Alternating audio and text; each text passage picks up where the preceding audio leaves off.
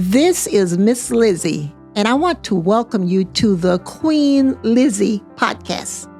Together, we will go through the history of Rosewood, Florida, and watch as the once prosperous town rises out of the bloodshed, fire, and ash to reveal the people, the memory, and the legacy of Rosewood. Watch every Thursday on Facebook and YouTube, or listen to our story on Apple or Google Podcasts, Spotify, iHeartRadio, or wherever you find your favorite podcasts. Greetings and welcome to Rosewood Forever. I am Lizzie Robinson Jenkins, the founder and president of the Real Rosewood Foundation, which was established in 2003, Archer, Florida. And I want you to meet my friend. My name's Rob Murphy. I moved here recently from Utah, and it's a pleasure to be with you, Lizzie.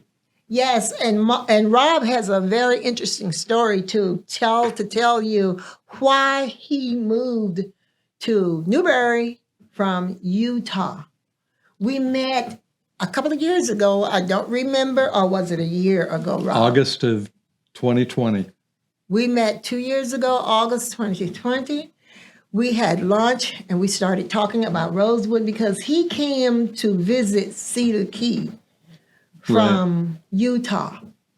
Tell us about why you came to Cedar Key. So I had planned a trip to Cedar Key with a friend, and I was busy doing research about Cedar Key.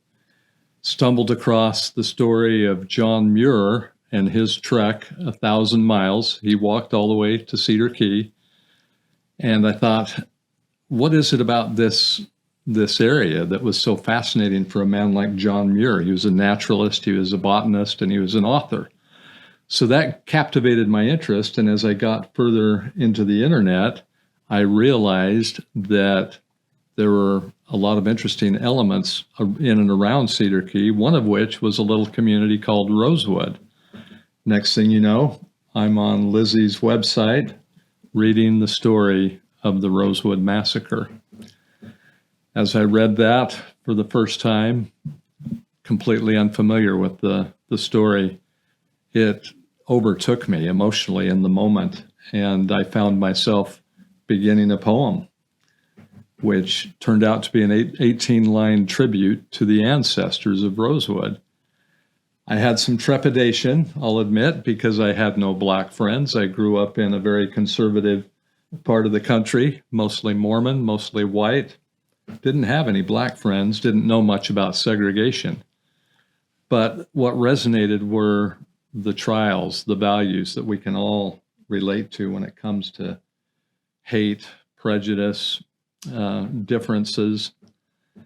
So I penned that poem off, sent it to Lizzie, and the next morning we were on the phone together.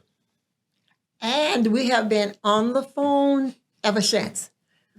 We talked daily because what Rob just told you basically was part of my growing up and my living experiences.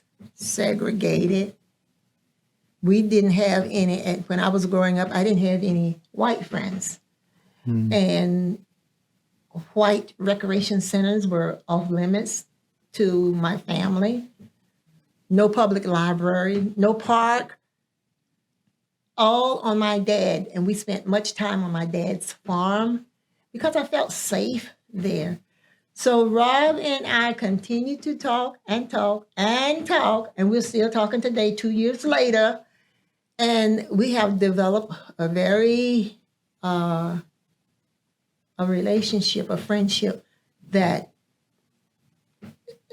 cannot be separated or destroyed.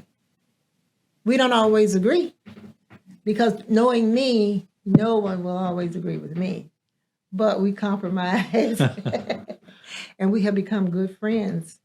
And Rob was very interested in my Rosewood history because we discussed that my aunt was the Rosewood school teacher from Archer survived the story of Rosewood, the massacre, survived the Rosewood massacre, told my mother, which is her sister, her Rosewood experience. And my mom told it to me or to her 4 children. But for some reason, I, being the youngest, was the only one that remembered that story. And it attached itself to me. And it became Mom and my story. And we talked about it often. I took it to school with me the next morning. In fact, I didn't remember anything that happened in school the next day. I was about 4 or 5-ish. I didn't remember anything because I was concentrating on her sister. Her sister was my favorite aunt. She was my homeschool teacher, taught me everything I knew at a very early age. So my concentration the next day was on my mom's sister, the Rosewood school teacher. But my mother was not ready to discuss it in details with me because she knew her other children were not interested. My 2 brothers went to sleep on her story in 1943 on this particular night when Mom decided to share the story. My sister was not interested at all. She was in another world. So, as I said, it became my mom's story, my story. And daily, when we had an opportunity, we discussed that story. And what I'm sharing with you, I shared with Rob. And Rob became immune to my story. And then it became our story. And he decided, after hearing it so many different times, he wanted to write a book. Yes, it was an interesting evolution because in our phone conversations, you were extemporaneously sharing so much passion, so many little vignettes of your growing up experience. And one of the very first things that really caught my attention was the fact that you're living in an all-Black community. I think you said 18 families on several hundred acres. It was its own community, and you talked about running that first year to school barefoot, no shoes or socks. And it was just something I couldn't even imagine. And then you told me that you had a cousin that would offer to hoist you up on his back and carry you 3 miles to and from school. So as I started to try to visualize your life experience as a child, I found myself staring at the ceiling at night. As I'd go to bed, I would see little black feet running down dirt roads. And I was trying to imagine all of the encounters that you must have had when your mother told you, if a white man comes along in a truck or a car, run into the woods. So again, from my limited perspective and background, I was absolutely fascinated with the stories. And each time we were on the phone, Lizzie would share many, many different aspects of her growing up. So one day, just out of the blue, in our conversations, I said, Lizzie, what if we wrote a storybook about your life that's loosely based on your growing up experience, but what if we could teach young children how to value differences and maybe do it through the eyes of nature, encounters, if you will, with butterflies, birds, farm animals. And you probably thought I was crazy when I first brought this up. I really did. And I think I told you, go for it. You can do it. I didn't want anything to do with it because I didn't know how to write a book. I did know how to write a book, but from your vision, what you were envisioning, animals, butterflies. And I knew then you were an artist and you wanted to be creative, include art. I'm not an artist. And I gave you permission to do what you wanted to do to make it happen, and you did. And I genuinely appreciated your trust that Yes. you allowed me to take those stories and mold them, create them into something that would be meaningful. Because most of all, I didn't want to do anything that would diminish your aunt, your Exactly. relations, the folks that suffered, that died, the ancestors. I wanted to create something through your voice that would inspire young people. So, Lizzie, you're holding up a little bit of a prototype of our book. It's going to press within the next week or so. The final drafts, we've worked hard on it for the past year. It's about 55 pages long, and it's all about butterfly encounters, birds, other animals. And it's Lizzie openly conversing with nature and learning life lessons about differences and valuing differences. Exactly. And it's called Lizzie's Rosewood Race. But you know what? It's every child's race once they read it. And I shared this book with a girlfriend a couple of weeks ago, and her 2-year-old granddaughter was there. So, Pat, I'm putting your name out there. Patricia Wiggins, my good friend, said to her granddaughter, 2 years old, she said to her, she pointed at this little girl and said to her granddaughter, "Who is this?" And the granddaughter said, "Me." Wow, that's powerful, very impactful. Me.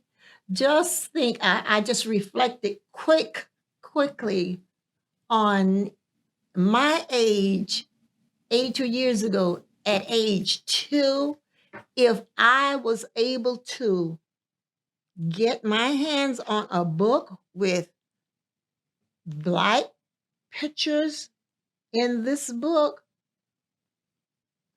I would have been a genius. The entire time I was in school, there was never a Black picture or a picture of a Black child or an adult in a book. And we are going to promote this book, and you are going to help us make this book a bestseller. Okay? Every child should read this book.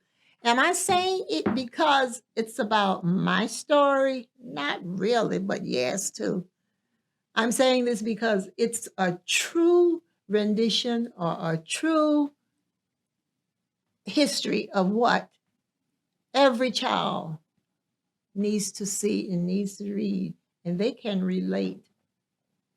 So thank you, Rob, for taking charge of this project. It's been an honor and it's been a blessing. You and I, early on in our relationship, we used a term to describe this whole adventure, this whole evolution, and it's the word synchronicity. Synchronicity. I sometimes refer to it as a godlike synchronicity. The essence of that word meaning that there are no accidents, that there are meaningful coincidences in life. And this is such a powerful process and reaffirmation of synchronicity, because without that element, you and I wouldn't be sitting here talking right now. Exactly. I ended up visiting Lizzie, just to backtrack, when I came out here in 2020. The idea was that I'd be here for a few weeks, maybe a few months. And as things unfolded, I went back to Utah, continued to work on this book project, and wrote several other poems. And then all of a sudden, one day, a little over a year ago, it occurred to me that I needed to spend more time here and not just visit, but to get fully engaged in your community, your history, learn more about Rosewood. Honestly, it's a little poem that sprouted butterfly wings and put me on those wings and brought me to Florida. So I'm forever indebted and grateful as an artist, as a poet, and someone that's passionate about history to be a part of this process. I wake up every day thinking this is a spiritual thing. It's not, not just a hobby, not just a way to fill time, but it's a powerful thing to share the message of the ancestors. So I thank you for that. You're welcome. It's very, very powerful because my mom Had it not been for my mother, you would not have been here either. And I would not be telling this story. She was determined that I keep this story alive. For me, it wasn't easy. It was painful. I didn't want to do it. Hurtful. I was fearful. But my mother said, if guilt trip, baby, you're the school teacher. If mama was younger, mama would do it. So that meant I had to do it for her sister, because her sister suffered the agony of defeat. She was abused by the KKK that eventually came to Rosewood, okay, to resolve a lie. And because my mom's sister was so devastated, she moved more than 10 times, changed her name 5 times. My mother said, you must tell her story. You must keep it alive. And when you came to town, it was helpful, very helpful, because I shared with you everything. That's why you was able to write this book in details, because you remembered everything I said. When I read the book, there were things in this book that I had, incident that I had told you about that I had forgotten about. And it was like reliving history. That's what this story, this is what this book is all about, reliving history. And it's about my life. And I'm so proud of the book. And we are going to sell many, many copies, yes. And for the children, I would like for every child in the state of Florida to have a copy of this book. That's an ambitious goal. Yes, it is. And after we finish, supplying books in Florida, hopefully we will be able to take it globally. It's a book that needs to be read. It's about my life, but it's about people, incidents, how we can change the dynamics of the world, hopefully, and close the racial divide is where we're headed. Closing the racial divide, putting this book out there for the next generation, for our future. What do you think, Rob? I think that's powerful, and it's a vehicle that can create not just knowledge and education as to differences, but healing, right? Exactly. And there's a couple of pages in this book that I'd like you to just share, if you don't mind, Lizzie. The one that probably touched my heart the most was when you were a 5th grade teacher and you had a little white girl in your class. Tell us about that encounter. I will tell the story if you show the picture. Okay. Be happy to do so. Picture. Sure. When I was teaching 5th grade at Littlewood Elementary School, there were 4 teachers in a quad, 3 white teachers, and of course I was the only Black teacher. So leading up to Christmas, about this time, leading up to Christmas, I did not have a homeroom mother. And the purpose of the homeroom mother was to prepare Christmas lunch or Christmas activity, Christmas gift exchange for the children. I had no one, not a parent had volunteered to do this. So a little girl came up to me my student by the name of Karen Godfrey. And Karen Godfrey, I hope you are listening out there. Karen Godfrey said to me, Mrs. Robinson, would you like for my mother to be your homeroom mother? I said, sure. She said, okay. So she went home, asked her mom to come up and volunteer to serve as my homeroom mother. So, of course, the next day, Miss Godfrey came, brought Karen to school, and shared Karen's story to me about she wanted her daughter You know, I get upset when I try to talk about the story. But her daughter said to Mom, you need to come up and meet Mrs. Robinson. And she needs a homeroom mother. So Karen came up with her mom, Mrs. Godfrey. And by the way, Karen, known today as Karen, what's your name? Clark. Karen Clark is the former superintendent of Alachua County. But she played a very significant role during the time of segregation. It was all about segregation. No one wanted to be my homeroom mother, but her mother, Mrs. Godfrey. So after the first day and after Christmas, all of the kids wanted to hold my hand and be my friend because Karen was the person who made it happen. And I just wanted to say to you, because I know I haven't said it to you, thank you, Karen. You changed my life. You changed my way of thinking. You did help me. I appreciate that. And I'm looking forward to seeing you soon so that we can discuss what you probably did not remember since you were a little kid. Okay? So that was an excellent, excellent healing for me. And that's what we are about, healing, peace and healing. So that was a healing for me when Karen introduced, it was like she introduced the entire class to me because it was like I was a stranger. I knew I was an excellent teacher, but the friendship was not there. And after that particular day, Rob, everybody wanted to be my friend. And of course, I wanted to be their friends. So I completed the year very successfully. And again, I say thanks to Karen Godfrey Clark, former superintendent of Alachua County School, Gainesville, Florida. Powerful. Yes. I am Black History.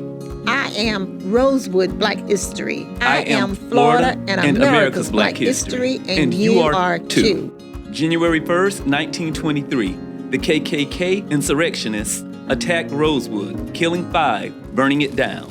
Because a white woman lied and cried, a black man assaulted me. Rosewood redevelopment is on its way. Want to help? Visit rosewoodflorida.com.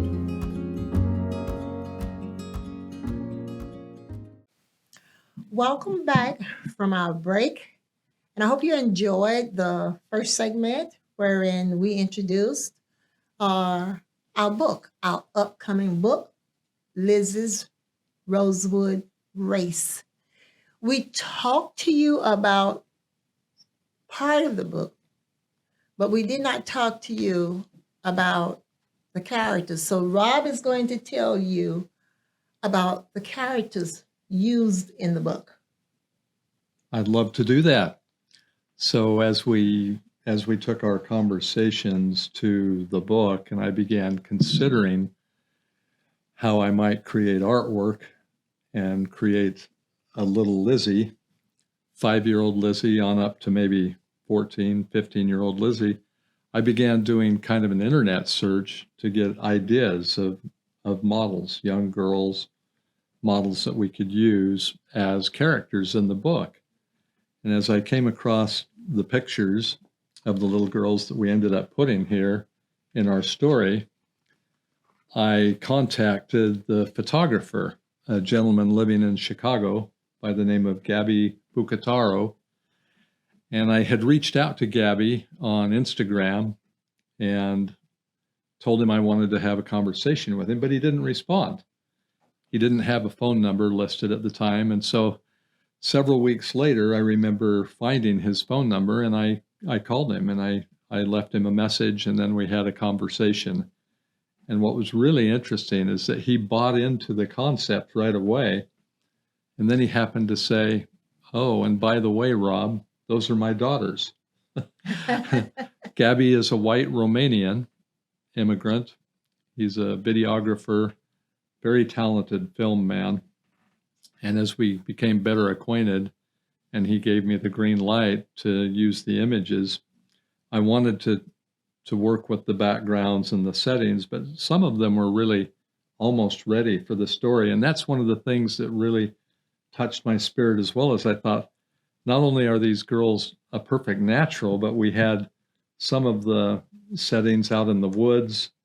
I think there's a few examples of where we have Lizzie with the butterfly, but the pictures were already in the woods. And one of the other interesting sidelights of that story was I happened to come across a few of the musical productions that his daughters were doing on violin and cello, one of which was on YouTube.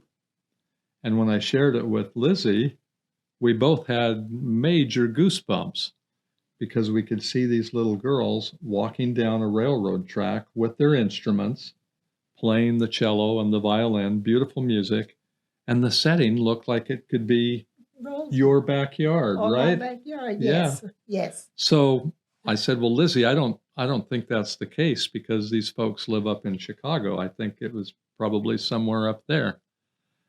So once again, a little bit of interesting synchronicity.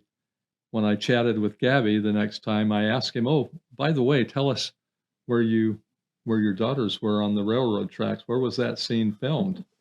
Oh, it was just a few hours south in Mount Dora, Florida. Mm-hmm. So exciting, to realize that there was already a connection to the landscape and that these little girls just fit in so beautifully from so many different aspects.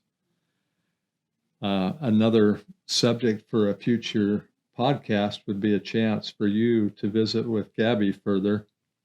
He could probably tune in and share more of his story along with his daughters. But it was a confirmation to me that when we found the girls, the setting, the way it all came together, it wasn't by accident. It was by design. By design, synchronicity. Yes. And also, you invited him to Florida. He came down. That's right. And we're going to share out a little, just our story, what really happened. He came down and videoed me. And we went to Rosewood. We went to the cemetery at my church, where my aunt is buried today. And by the way, my aunt's name, I don't know if I told you, Mahalda Gussie Brown Carrier. And we have a segment from the video that we are going to use in this podcast.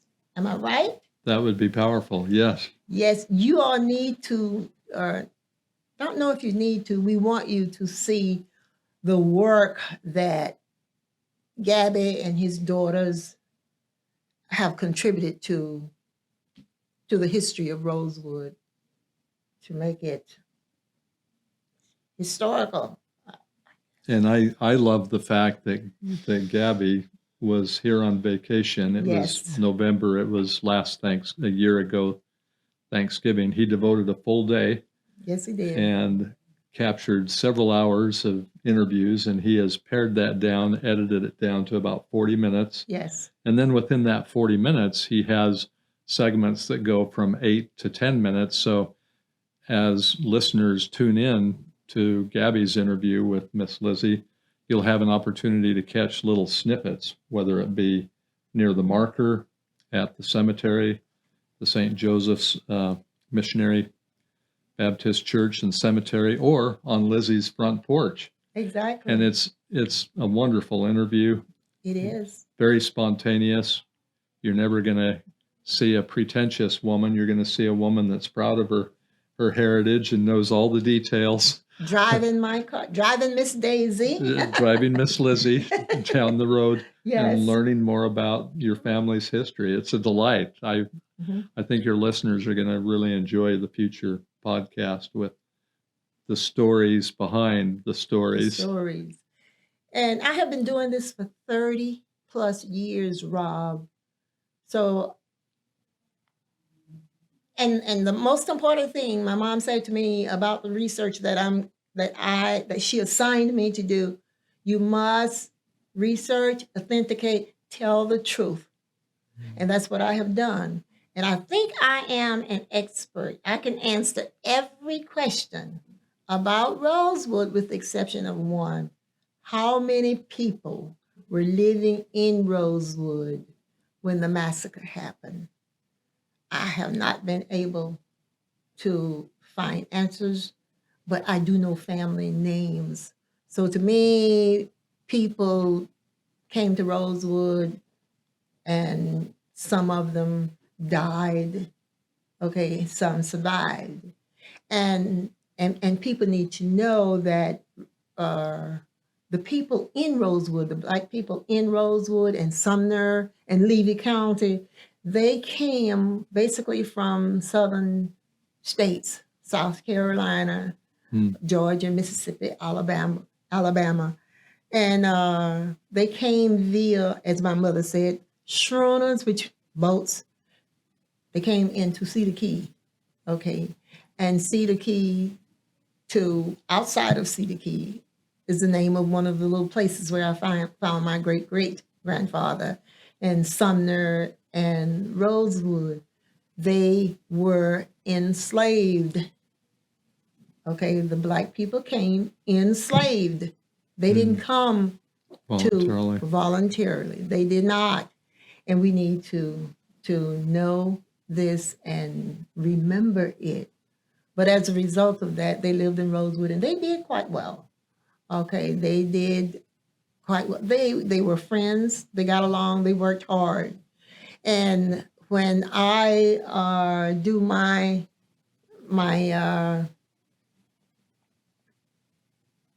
podcast, and by the way, I'm getting my very own podcast, I will be able to tell much more or share more history. And I enjoy sharing my history because it is so truthful. And when you tell the truth, it's easy to tell. I have pictures galore that I'm going to share. My pictures over 30 years that I have collected. I didn't get or use any old pictures from Black Heritage website. These are my pictures. So I know personal pictures. I know who they are. Okay, and I am excited to get my own podcast channel. And I will be inviting maybe some of you to come in and interview you, or you may interview me. We'll talk about that later. But I am excited. Something else as a result of my hard work, when people offer to work with me and for me, most of them say to me, Miss Lizzie or Lizzie, Miss Jenkins, I have been watching your work for years and I want to be a part of. The only reason they want to be a part of my work, they know it's accurate. They know it's true. They know that I have a passion for it. I have spent a lot of time. And of course, I welcome people to help me do better what I am doing. And they are out there, and I do appreciate them. But it hasn't been easy. It has not been without fear. And I've got to tell you this, my most scariest moment, I was sitting in the courthouse of Levy County at a table doing my research, looking in record books. And in walked a group of men, about 8, and encircled my table twice. My heart dropped because, I told you they had abused my aunt. And I didn't know what they were going to do to me. However, I didn't look up. I continued to look in my books, doing my research. I believe they wanted to engage my eyes, and they would have known that I was afraid, but I didn't look up, so they didn't know. They laughed. And that was scary. In spite of it all, I paid for my documents, went home, told my mom, I said, Mom, I can't go back. This is what happened. I was enraged. I was very afraid. My mom said to me, okay, baby, sit down, relax, and in 2 or 3 days, go back and finish my job. Finish your job. I didn't believe my mother said that to me, but she wanted the story told. And that's why I tell people, because of her, you're hearing my story. I had no intentions to go back because I was fearful of what could have happened to me, but I did. I'm still here. I'm still talking. I'm still telling the truth. And I want people to join the cause because, as I said, or if I didn't say it, Rosewood is not about me. It's about history, not Black history. It's history. It's our history. It's America's history. It's going to take all of us working together for the same cause to make this a better place, to make sure democracy is not changed, to make sure that we are not silent. Silence is complicity. And when we don't talk, we all suffer. And because I have been out there doing what I need to be doing, FIU, Florida International University, reached out to me in 2017 because of my VP, and I must give him credit. Pedro Germain has been the artist for MLK at FIU for 10 years, and he introduced me to FIU. And boy, they were fascinated about what I was doing. They became involved. And as a result of their involvement, January 25, 2023, until April 18, 2023, they are going to exhibit my mother's collection of rosewood artifacts. Awesome. So people are just reaching out to me, and I am receiving them. So if it's anything you want to do to help us change the narrative, the hate, the disrespect in America, you are welcome to join my Rosewood team. But it's not about me, it's about us. And us, as I said, working together, we can make a difference. We need change, you all. We don't need to go back. We need to move forward. And I know many people out there supporting me are ready to help. So thank you. She's still walking, she's still running. And I will continue to run and walk with people like Rob, making sure I walk and run. Call me anytime, day or night. Last night I had, on our way over here, I had Rob laughing. I said, Rob, I'm not the only person that stay up all night. I was putting up messages, pinning messages to my Facebook, and people were complimenting, liking, doing, making comments. And by the way, my website is www.rosewoodflorida.com. My Facebook, Lizzie Robinson Jenkins, and my business Facebook or my Rosewood Facebook is the Real Rosewood Foundation. If you want to make a donation or read information and stay in touch with what we are doing. And we have the centennial. Have I talked about the centennial coming up? You haven't. We are celebrating, and people say, Liz, it's commemorating because, well, it can be commemorating, but we are going to commemorate and celebrate. 5 Rosewood survivors lost their lives, and we are going to commemorate their suffrage. We're going to commemorate them. And 2 of the 5 were Masons, and we are going to commemorate those 2 Masons, those 2 Masonic brothers, on January 7th, 2023, at the Bo Diddley Community Plaza, downtown Gainesville, 111 East University Avenue, from 4 to 7 p.m. We will have a book signing. So if you don't have your book and need a book, come down. There will be a book signing. I have a couple of more books that I will be signing also. So come and pay us a visit. We would love to have you. Bring your children. This is very important for children. Our little person who's going to do the scripture for us is 8 years old. So we are involving students. That's when we started teaching kids in Rosewood when they were young. We are just going to relive Rosewood. We are going back in time. We're going to sing songs that we sang during that era, gospel songs. We are going to also bring in country singers. I have a young lady from the South, Dunedin, I believe, who is a professional guitarist and singer. She is going to be on our program and sing. We have kids. We have offered them to do poetry if they wish. Come down and be a part of history. This is a history you will never forget.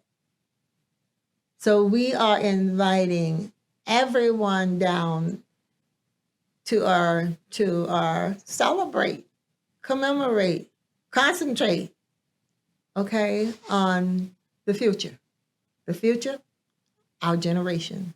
Oh, and by the way, the name of our podcast is Rosewood Forever, where we educate, learn, and empower. Happy holidays to all. From Lizzie Jenkins, Lizzie Robinson Jenkins, founder and president of the Real Rosewood Foundation, and Rob Murphy, devoted volunteer, author, poet, and advocate for all things Rosewood. thank you very much, Rob. My friend for life.